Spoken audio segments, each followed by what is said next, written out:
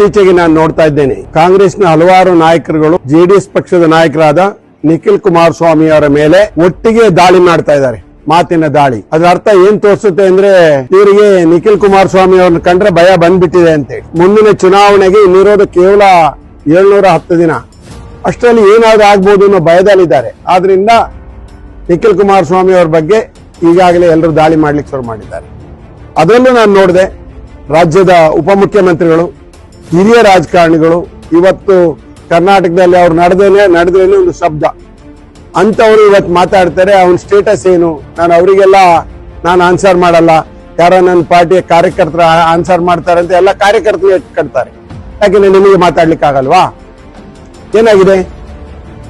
ನಿಖಿಲ್ ಕುಮಾರಸ್ವಾಮಿ ಅವರು ಯಾವ ಟೀಕೆ ಮಾಡ್ತಾರೋ ಅದನ್ನ ಟೀಕೆಗೆ ನೀವು ಉತ್ತರ ಕೊಡಿ ಸಾಕು.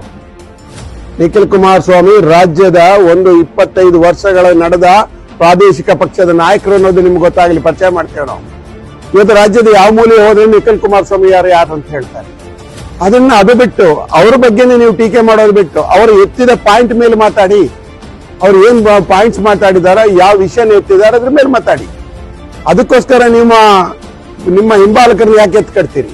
ಅದರಲ್ಲೂ ನಾನು ನೋಡಿದೆ, ಒಬ್ರು MLA ಅವ್ರು ಮಾತಾಡ್ತಾರೆ, ಅವನಿಗೆ ಏನ್ ಗೊತ್ತಾಗತ್ತೆ ಅವ್ರ ವಯಸ್ಸೇನು ಇವ್ರ ವಯಸ್ಸೇನು. ಮಾಜಿ ಪ್ರಧಾನಿ ಪೂಜ್ಯರಾದ ದೇವೇಗೌಡಜಿ ಅವ್ರ ಮೇಲೂ ನೀವು ಮಾತಾಡ್ತೀರಿ. ಅವ್ರ ಬಗ್ಗೆ ಯಾವ ರೀತಿ ನೀವು ಬೇಕಾದ್ರೆ ಮಾತಾಡ್ತೀರಿ. ಆಗ ನಿಮ್ಗೆ ಯಾರು ವಯಸ್ಸಿನ ಅಂತರ ಗೊತ್ತಾಗಿಲ್ಲ. ಅದೇ ಕೆಲವರು ಇನ್ನೊಬ್ರು ಮಾತನಾಡ್ತಾರೆ. ಮೈಸೂರಿನ ಒಬ್ರು ಹಿರಿಯ ಏನು ವಕ್ತಾರರು ಮಾತನಾಡ್ತಾರೆ. ಅವನು ಏನ್ ಗೊತ್ತಿದೆ, ಅವ್ನು 3 ಸಾರಿ ಸೋತವನು. ಇವರೇ ಸೋತವ್ರು 2 ಸಾರಿ. ಸೋಲ್ದೇ ಇದ್ದವ್ರು ಯಾರು ಸ್ವಾಮಿ? ಪಿ ಚಿದಂಬರಂ 2 ಸಾರಿ ಸೋತು ಮತ್ತೆ ಅವರು ಹಣಕಾಸು ಮಂತ್ರಿ ಆಗ್ತಾರೆ. ಖರ್ಗೆ ಅವರು ಸೋತು ರಾಷ್ಟ್ರೀಯ ಒಂದು ಏಷ್ಯಾ ಅಧ್ಯಕ್ಷ ಆಗ್ತಾರೆ. ಇಂದಿರಾ ಗಾಂಧಿ ಅವರು ಈ ದೇಶದ ಬಹುದೊಡ್ಡ ಚುಕ್ಕಾಣಿ ಹಿಡಿದವರು ಚುನಾವಣೆಯಲ್ಲಿ ಸೋಲ್ತಾರೆ. ಹಾಗೆ ಯಾರು ಸೋತಿಲ್ಲ ಅನ್ನೋದನ್ನ, ರಾಹುಲ್ ಗಾಂಧಿ ಸೋಲ್ತಾರೆ, ಸ್ಮೃತಿ ಇರಾನಿ ಸೋಲ್ತಾರೆ. ಸೋಲ್ದೇ ಇದ್ದವ್ರು ಯಾರಪ್ಪ? ಸೋಲ್ದೇ ಇದ್ರೆ ಯಾರ ಕೆಲವರು ಮಾತ್ರ ಸೋತಿಲ್ಲದೆ ಇರ್ಬೋದು. ಸೋತ್ ಕೂಡಲೇ ಅವನ ವ್ಯಕ್ತಿತ್ವ ಅಲ್ಲ. ನೀವು ಧೈರ್ಯ ಮಾತು ಯೋಚನೆ ಮಾಡ್ಬೇಕು. ಅವ್ರು ಎಲ್ಲಾದ್ರೂ ನಿಲ್ತಾರೆ. ನಿಮ್ಮಲ್ಲಿ ಯಾರಾದ್ರೂ ಎಲ್ಲಾದ್ರೂ ಹೋಗಿ ನಿಂತು ಚುನಾವಣೆ ಫೇಸ್ ಮಾಡಿ ನೋಡೋಣ. ಇವತ್ತು ನಿಖಿಲ್ ಕುಮಾರಸ್ವಾಮಿ ಅವರು ಮೈಸೂರಿನಲ್ಲಿ ನಿಲ್ಬಹುದು, ಧಾರವಾಡದಲ್ಲಿ ನಿಲ್ಬಹುದು, ಶೃಂಗೇರಿಯಲ್ಲಿ ನಿಲ್ಬಹುದು, ಕಡೂರಿನಲ್ಲಿ ನಿಲ್ಬಹುದು. ಎಲ್ಲಿ ನಿಂತರೂ ಅವರಿಗೆ ವೋಟರ್ಸ್ ಇದೆ. ನೀವು ನಿಮ್ಮನೆ ಬಾಗಿಲು ಬಿಟ್ರೆ ಬೇರೆ ಕಡೆ ವೋಟ್ ನಿಲ್ಲಿಕ್ಕೆ ಆಗಲ್ಲ.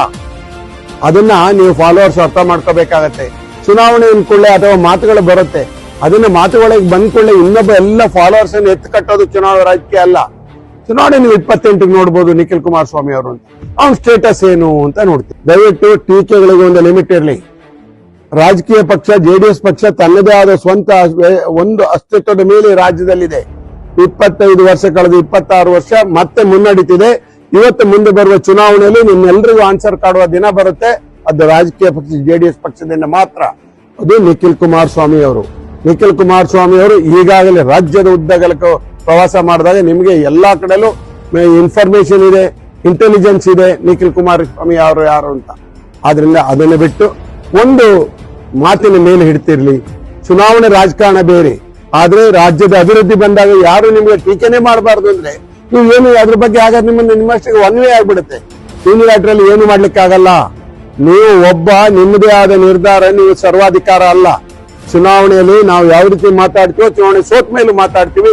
ಆದ್ರೆ ನಿಖಿಲ್ ಕುಮಾರಸ್ವಾಮಿ ಅವರ ಮಧ್ಯೆ ಮಾತನಾಡುವಾಗ ಎಚ್ಚರಿಕೆ ಇರಲಿ ಅನ್ನೋ ಮಾತನ್ನ ನಿಮ್ಮೆಲ್ಲರಿಗೂ ಹೇಳಲಿಕ್ಕೆ ಇಚ್ಛೆ ಪಡುತ್ತೆ.